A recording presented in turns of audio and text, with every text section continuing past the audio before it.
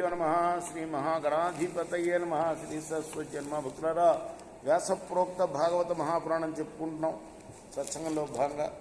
నేటి వరకు మనం 12 స్కందాలు గల ఈ భాగవతాన్ని 5 స్కందాలు పూర్తి చేసి, భాగవతంలో 5 స్కందాలు పూర్తి చేసి 6వ స్కందాన్ని 81 భాగాలుగా చెప్పుకున్నాం. ఈరోజున 82వ భాగం చెప్పుకుందాం. చెప్పుకునే ముందు వ్యాస భగవానుని ప్రార్థన చేసుకుందాం. వ్యాసాయ విష్ణురూపాయ వ్యాసరూపాయ విష్ణవే నమో వై బ్రహ్మనిధయే వాసిష్ఠాయ నమో నమః. సమర్థ గురు సాయినాథ మహారాజ్ కీ జై. పరీక్ష నరేంద్రుడు సుఖయోగిని అడుగుతున్నాడు, ఆర్య, మరుత్తులు ఏ కారణం వల్ల ఇంద్రుడికి ఆప్తులై శాంతిని పొంది ఆ ఇంద్రుడికి సమానులుగా అవుతూ దేవత్వాన్ని సంపాదించగలిగారు?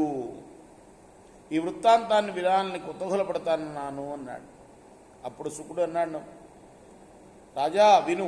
తన నందనులైన దైత్యులను అందరినీ రణరంగంలో దేవేంద్రుడు సంహరించడం చూచి దితి హృదయం కోపతాపాలతో తుకతకలాడిపోయింది.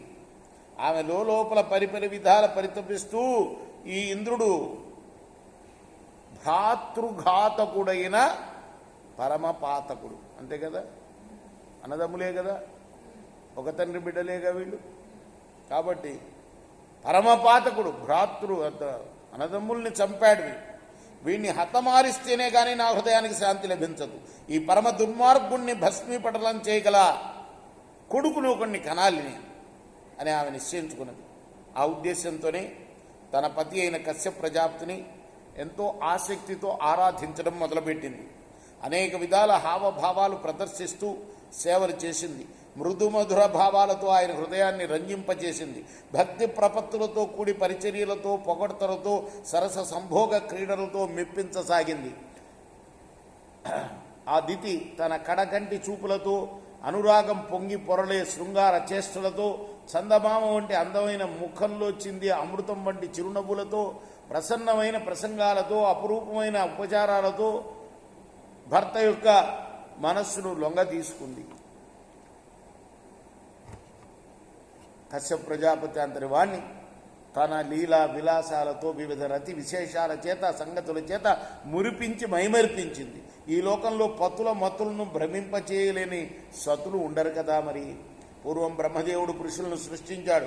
వారు నిశ్చల చిత్తులై ఉండటం చూచి వారి మనస్సులను భ్రమింపచేయటం కోసమే స్త్రీలను పుట్టించాడు. అటువంటిప్పుడు మగవారిని వశం చేసుకోవటం మగువులకి ఏమంత కష్టం కనుక ఈ విధంగా కశ్యప ప్రజాపతి తన ప్రియసతి అయిన దితి చేస్తున్న సేవలకు ఎంతో సంతోషించిన వాడై ఆమెతో, ఓ లతాంగి, నేను నీ ప్రవర్తనకు సంతుష్టున్నయ్యాను. నీకు కావలసిన వరం కోరుకో, ఇస్తాను అన్నాడు. కాంతులు సంతోషిస్తే కాంతలకు కోరికలు తీరటానికి కొరత ఏముంటుంది కనుక సతులకు పతియే దైవం, సమస్త జీవరాశులకు వాసుదేవుడే హృదయేశ్వరుడు. నామరూపాలు కల్పింపబడిన ఇతర దేవతామూర్తులు, పురుషులు భర్త రూపంలో ఉన్న భగవంతుణ్ణి ఆరాధిస్తుంటారు. అందుకని పతివ్రత అయిన సతీమణి శ్రేయస్సును ఆకాంక్షించిన వారై ఏకాగ్రభావంతో ప్రాణేశ్వరుడైన పరమేశ్వరుణ్ణి సేవిస్తూ ఉంటుంది. అటువంటి భావం నీలో కలిగినందువల్ల నేను కూడా నీకు వరప్రదానం చేస్తున్నాను, కోరుకో, నీ ఇష్టం వచ్చిన వరం అన్నాడు. అప్పుడు దీతే అన్నది, నాథా, నా మీద అనుగ్రహం కలిగి వరాన్ని ప్రసాదింపతలిస్తే ఇంద్రుణ్ణి సంవరించగల పరాక్రమవంతుడు, తేజో విరాజితుడు, దేవత్వాన్ని సంప్రాప్తించుకున్నవాడు, దేని యందు ఓటమి లేనివాడు అయిన ఒక కుమారుణ్ణి నాకు అనుగ్రహించు అన్నది. వెంటనే ఆందోళన పడ్డాడు కశ్యప ప్రజాపతి.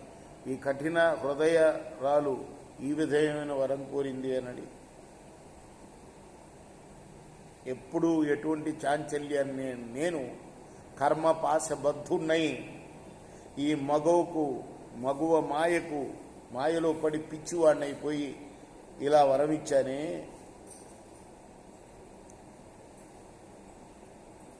నా చంచలత్వాన్ని చూసి ఇప్పుడు దైవం పరిహసిస్తుంది కూడా, ఎగతాళి చేస్తుంది నన్ను. ఆహా, స్త్రీల విలాసాలు ఎంత చిత్రమైనవి! కలకండను మించిన తీయదనం గల పలుకుల వంటి పలుకులతో, కమలం వంటి ముఖశోభతో, చంద్రకళ్లతో సమానమైన చిత్రమైన చేష్టలతో, నెత్తురు ఉడికిత్తించే నెమ్మేనులతో, నిలువెల్ల కరిగించి మైపరిపించే నేర్పుతో కూడిన మురిపింపులతో, పువ్వుల వంటి శృతిమెత్తిన వలపులతో, మైకాన్ని రెట్టింపజేసే తీయని తలపులతో, అందరాని గుండె లోతులతో ఎటువంటి ధీరులను కూడా వీరు సాధించి తీరుతారు. నాకే కాదు, ఈ సమస్త లోకానికి కూడా కాంత చిత్తవృత్తి అంతు చిక్కదు. అది కాటు వేయడానికి కాచుకున్న ఉన్న కాలసర్పం లాంటిది. ఎంత ధైర్యం, బుద్ధి, నైశిత్యం ఉన్న వారికైనా కూడా స్త్రీల చిత్తవృత్తిని తెలుసుకోవటం అసాధ్యం సుమా. అంగనలకు ఆత్మీయులంటూ ఎవరు ఉండరు, సతులకు హితులైన వారు ఉండరు. అవసరమైతే సతులు తమ పతులనైనా, సుతులనైనా, హితులనైనా బలవంతంగా వేధించి, బాధించి తమ పనులు సాధించుకుంటారు. పరుల సాయంతోనైనా సరే హింస పెట్టి తమ పని నెరవేర్చుకుంటారు అని విధంగా తలపోసి కశ్యప ప్రజాపతి, ఇప్పుడు నేను ఈమెకి ఏమని సమాధానం చెప్పేది? నా మాటలు ఎప్పుడైనా తిరుగులేనివి. ఆడిన మాట కాదనడం ఎట్లా? వజ్రాయుధధారి త్రిలోకాధినాథుడైన దేవేంద్రుడిని సంపదగిరివాడు, అతన్ని సంహరించగల కుమారుణ్ణి ఈమె కోరుతున్నది. ఇంద్రుడు వదార్హుడు కాదు కదా. ఇప్పుడు ఈమె కుటిల బద్ధికి తగినట్లు ఒక ఉపాయం కల్పిస్తాను అని ఆలోచించి తన సతి దితిని చూచి అన్నాడు, ఓ తలోదరి, నీ కోరిక ప్రకారం దేవతలకు బంధువు అయిన ఇంద్రుడిని సంహరింపగల పుత్రుడు కలగగలడు. అటువంటి కుమారుడు నీకు జన్మించడానికి నువ్వు 1 ఏడాది పాటు నియమంతో ఒక వ్రతాన్ని ఆచరించాలి. అందుకు చేయవలసిన విధానం సమస్తం చెబుతాను విను. వ్రతం పూర్తి అయ్యే వరకు ఏ జీవి ఏడా ఎవరి యందు హింసాభావం వహించకూడదు, పెద్దగా మాట్లాడకూడదు, ఎవరిని కోప్పడకూడదు, అసత్యం పలకకూడదు, గోళ్లని రోమాల్ని కత్తించుకోకూడదు, ఎముకలు కపాలాలు మొదలైన అమంగళ వస్తువులు తాకకూడదు, నదుల్లో సరస్సుల్లో తప్ప బావి నీళ్లతో కుండలో గల నీళ్లతో స్నానం చేయకూడదు, దుష్టులతో సంభాషించకూడదు, విడిచిన చీర కట్టుకోకూడదు, ముడిచిన పూలు పెట్టుకోకూడదు, ఎంగిలి అన్నం తినకూడదు. అలానే వెంట్రుకలిచ్చిన అన్నం కానీ, వెంట్రుక వచ్చిన అన్నాన్ని కానీ, కుక్క పిల్లి పక్షి ముట్టుకున్న అన్నం కానీ, చీమలు పట్టిన అన్నం కానీ తినరాదు. మాంసాహారం పనికిరాదు. శూద్రులు తెచ్చిన అన్నం అనే ఈ 5 విధాలైన అన్నాలను తినడం వదిలేసి దోసిడితో నీళ్లు తాగరాదు. సంధ్యా సమయాల్లో జుట్టు విరేయబోసుకొని తిరగరాదు. అతిగా మాట్లాడరాదు. అలంకారాలు లేకుండా ఉండరాదు. ఆరు బయట సంచరింపరాదు. కాళ్ళు కడుక్కోకుండా పడుకోరాదు. తడిపాదాలతో పవళించకూడదు. పడమటి వైపు తలపెట్టి శయనింపరాదు. దిశములతో పడుకునరాదు. సంధ్య వేళలో నిద్రింపరాదు. ఎల్లప్పుడూ ఉతికిన వస్త్రాలు కట్టుకుని మంగళద్రవ్యాలు ధరించి శుచిగా ఉండాలి. ప్రాతకాలంలో తూర్పు ముఖంగా కూర్చుండి లక్ష్మీనారాయణులను ఆరాధించాలి. ఆహ్వానం, అర్ఘ్యం, పాద్యం, స్నానం, వస్త్రం, యజ్ఞోపయుతం, అలంకారం, పుష్పం, ధూపం, దీపం మొదలైన షోడశోపచారాలతో అర్చించాలి. 12 ఆహుతులతో హోమకార్యం నెరవేర్చి నమస్కరించాలి. 10 పర్యాయాలు భగవన్మంత్రాన్ని జపించి స్తుతించాలి. గంధ పుష్పాక్షతలతో ముత్తైదువులను పూజించాలి. భర్తను భక్తితో సేవిస్తూ పుత్రుడు గర్భంలో ఉన్నట్లు భావించాలి. ఈ విధంగా మార్గశిర శుద్ధ పాడ్యమి మొదలుకొని 1 సంవత్సరం ఈ వ్రతాన్ని ఆచరించి ఆ 12వ మాసము చిట్ట చివరి నాడు యథావిధిగా ఉద్యాపనం చేయాలి.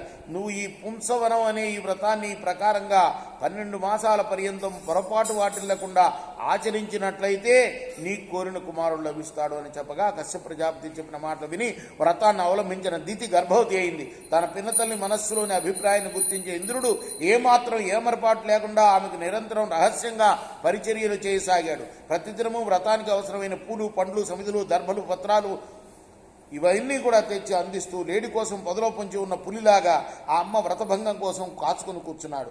ఆమె గర్భంలోని తేజో విశేషాన్ని చూసి దిగులుపడి కృషించడం మొదలుపెట్టాడు. ఈ విధంగా జరుగుతుండగా ఒకరోజు ఏం జరిగిందో రేపు చెప్పుకుందాం. 83వ భాగంలో 22వ భాగం పూర్తి చేశాం. కృష్ణార్పణం. సాయి కృష్ణ. శ్రీ సచిదానంద సద్గురు సాయినాథ్ మహారాజ్ की जय. చేకోరా హారతి ఇదిగో సద్గురునాథ దేవ సాయినాథ. పాంచభౌతిక తత్వములానే హారతులిత్తుమురా.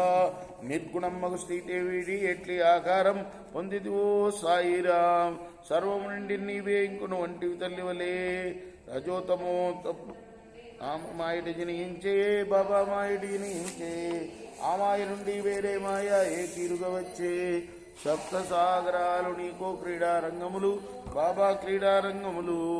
నీ లీలాతల విస్తారణకే విశ్వం సృష్యాయే బ్రహ్మాండముల రచనం మాకు ఎలా చూపేవు బాబా ఎలా చూపేవు తుకారామే కృపాలుడంటూ సాయిని కీర్తించే చేకోరా హారతి సద్గురునాథ దేవ సాయినాథ పాంచభౌతిక తత్వములానే హారతులిత్తుమురా.